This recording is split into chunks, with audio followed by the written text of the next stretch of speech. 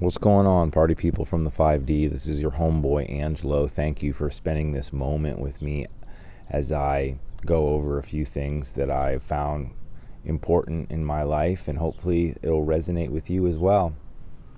Before I started, I was going to say something along the lines of real talk here, y'all, but I try to always bring real talk with you guys, and sometimes the stuff sounds maybe a little woo-woo to some people, or a little overemphasized to some people, or maybe it hits right on point. Hopefully it hits right on point with you guys. Just understand that I'm not able to follow through with all the things that I say and encourage people to do myself, because just like everyone, I'm human and I have my own things to overcome in this life. And today I wanted to talk a little bit about trauma and how we deal with trauma. Trauma shows itself in our lives in many ways. Sometimes, and most obviously, it shows itself behaviorally. So the way we act, the way we treat other people, the way we continually go through different types of scenarios and how they play out in our relationships. Now, you think maybe, why do I keep getting the same kind of person in my life? Why do I keep attracting people with this issue or that issue? Well, a lot of that is a few things.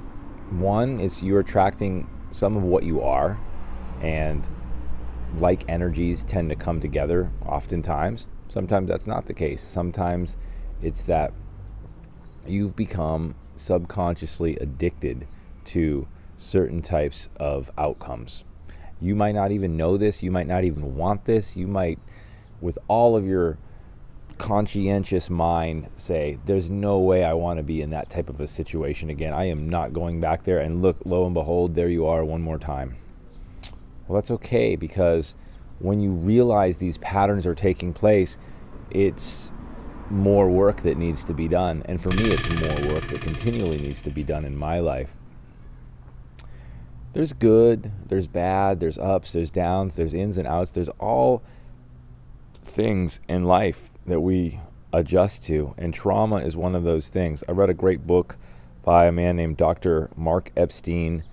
The book was called The Trauma of Everyday Life, and it made a lot of sense to me, thinking about how we experience even micro traumas every single day of our lives, probably every hour of our lives, maybe moment to moment on some capacity, on a cellular level, cells dying.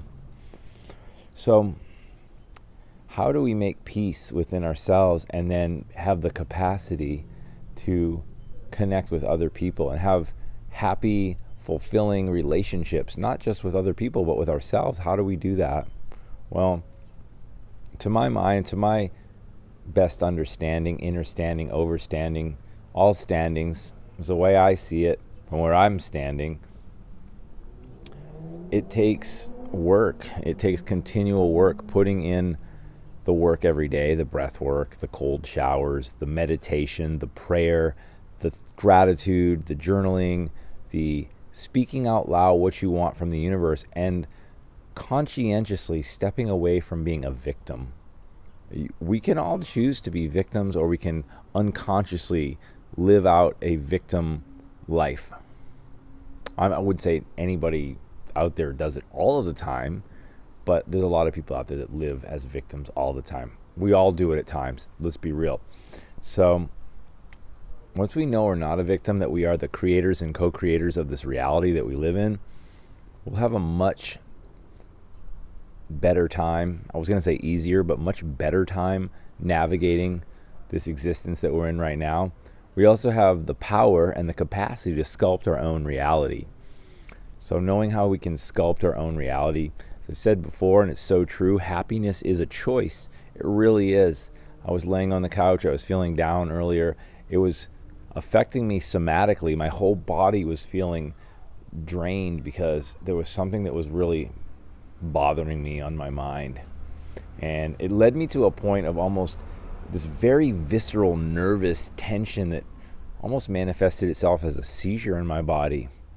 My health's been pretty good for a while, but I've found recently, when I've been under a lot of stress, sometimes I have these focal seizures, these simple partial seizures that show themselves in my life. And if you're somebody that has any sort of traumatic response to scenarios that keep playing themselves out over and over in your life, I think the first thing to do is to set some time apart for yourself, which I'm going to do again today, and have a new game plan.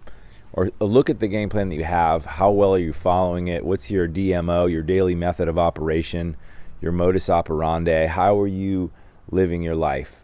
From there, you can move forward into seeing the blind spots of your conscious life. Say, okay, these are the things I know I'm not doing that I need to be doing. These are the things I am doing that I know I need to be doing. But there's a whole realm of things that I don't even know that I'm doing or not doing, that I need to be doing or not doing.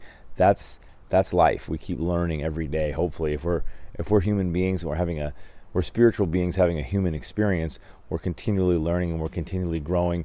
And every time you learn and grow, there's a little bit of trauma involved in that. There's a little bit of pain, there's a little bit of stress, but these micro stressors and these micro traumas is what makes us more resilient to pain and suffering and unnecessary constant defeat in our lives as we move down the road.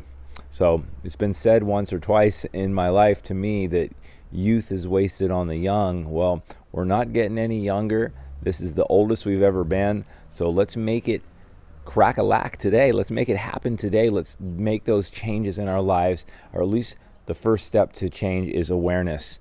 Being aware, looking at ourselves and saying, what can I do personally for myself? I can blame other people who have trespassed against me, who have done things that have bothered me, but am I going to let that ruin my day and ruin my life? How can I, as quickly as possible, recalibrate from a setback and move forward and become the most positive an inspirational person that I possibly can be? If that's you and this resonates with you, give a like here below and subscribe and follow some of my videos, because the purpose of me making these videos is to inspire people to lead better lives and for myself to be more accountable to myself leading a better life. So that's it for today, you guys. Thanks for listening. I hope this finds you well. I trust it finds you well. Remember to keep the words that are coming out of your mouth be as impactful as possible. Stay away from using words like I have to, I need to, I should, I'm trying. These are words that put us in a victim position. I am is the most powerful phrase, so be conscientious of what you say after I am abundant. Good things are coming my way. Good things are coming your way, you guys, if you choose it. Have a beautiful day. We'll talk to you soon. Peace.